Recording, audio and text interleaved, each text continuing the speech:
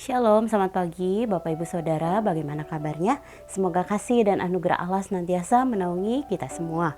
Pagi hari ini kita akan kembali merenungkan kebenaran firman Tuhan yang kali ini akan diambil di dalam 1 Timotius 4 ayat 1 sampai 16. Saya akan bacakan bagian perikop firman Tuhan ini bagi kita semua.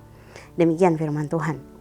1 Timotius 4 ayat 1 sampai 16. Tetapi Roh dengan tegas mengatakan bahwa di waktu-waktu kemudian ada orang yang akan murtad lalu mengikuti roh-roh penyesat dan ajaran setan-setan oleh tipu daya pendusta-pendusta yang hati nuraninya memakai cap mereka. Mereka itu melarang orang kawin, melarang orang makan makanan yang diciptakan Allah supaya dengan pengucapan syukur dimakan oleh orang yang percaya dan yang telah mengenal kebenaran. Karena semua yang diciptakan Allah itu baik dan suatu pun tidak ada yang haram jika diterima dengan ucapan syukur, sebab semuanya itu dikuduskan oleh firman Allah dan oleh doa. Dengan selalu mengingatkan hal-hal itu kepada saudara-saudara kita, engkau akan menjadi seorang pelayan Kristus Yesus yang baik, terdidik dalam soal-soal pokok iman kita dan dalam ajaran yang sehat yang telah kau ikuti selama ini. Tetapi jauhilah tahyul dan dongeng nenek-nenek moyang. Latihlah dirimu beribadah. Latihan badani terbatas gunanya, tetapi ibadah itu berguna dalam segala hal karena mengandung janji baik untuk hidup ini maupun untuk hidup yang akan datang. Perkataan ini benar dan patut diterima sepenuhnya. Itulah sebabnya kita berjerih payah dan berjuang karena kita menaruh pengharapan kita kepada Allah yang hidup, Juru Selamat semua manusia, terutama mereka yang percaya. Beritakanlah dan ajarkanlah semuanya itu.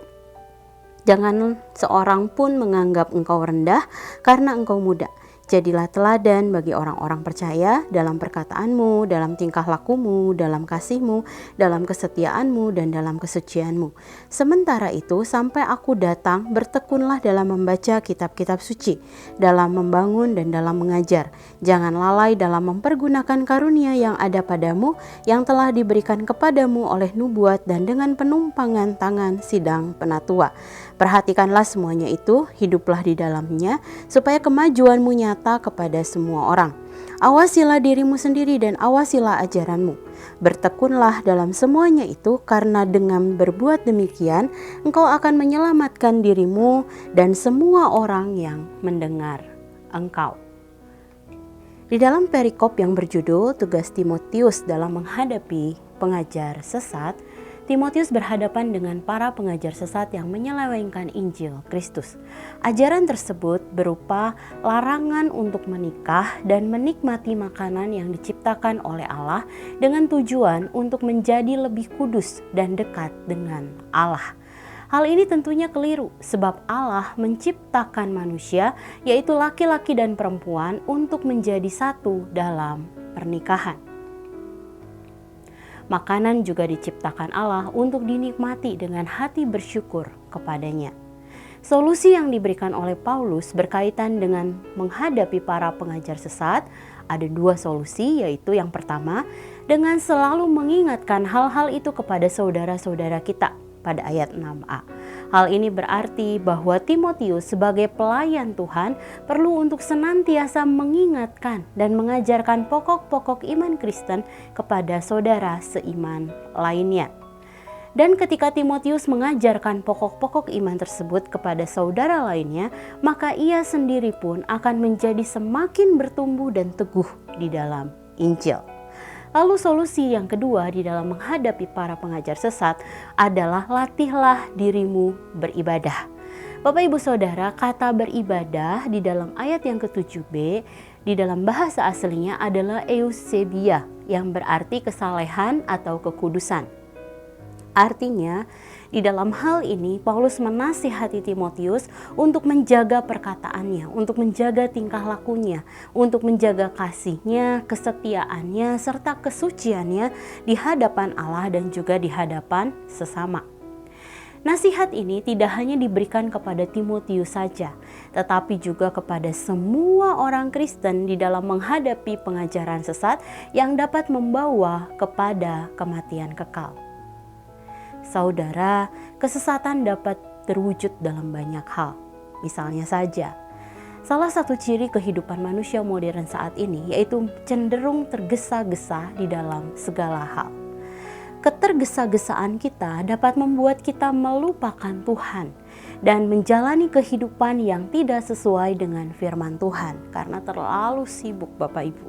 Sehingga misalnya contoh, ada waktu-waktu di mana misalnya kita makan. Kita lakukan dengan begitu tergesa-gesa sehingga kita tidak memaknainya sebagai waktu untuk menikmati berkat Allah. Bahkan mungkin kita mengeluh atas makanan tersebut, atau mungkin karena tergesa-gesa pada akhirnya kita lupa berdoa dan lain sebagainya.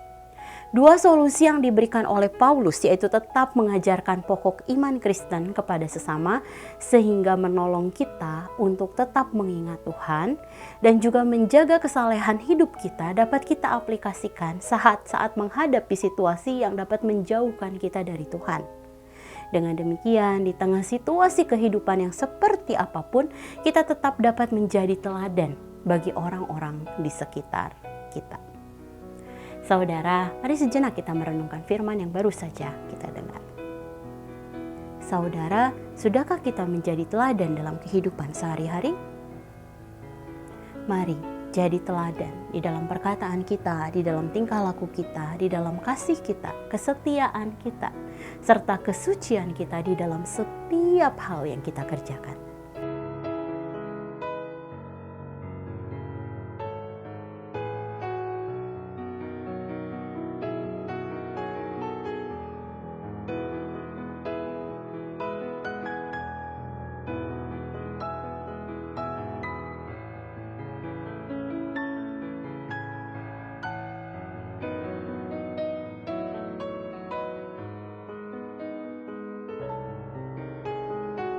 Demikian firman Tuhan hari ini. Mari kita berdoa.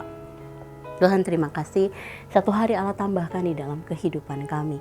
Mari terus sempurnakan pertumbuhan kami, karakter kami. Tuhan, cara kami bersosialisasi, cara kami menjadi berkat buat orang lain. Mari terus sempurnakan kami di dalam hal-hal tersebut Tuhan.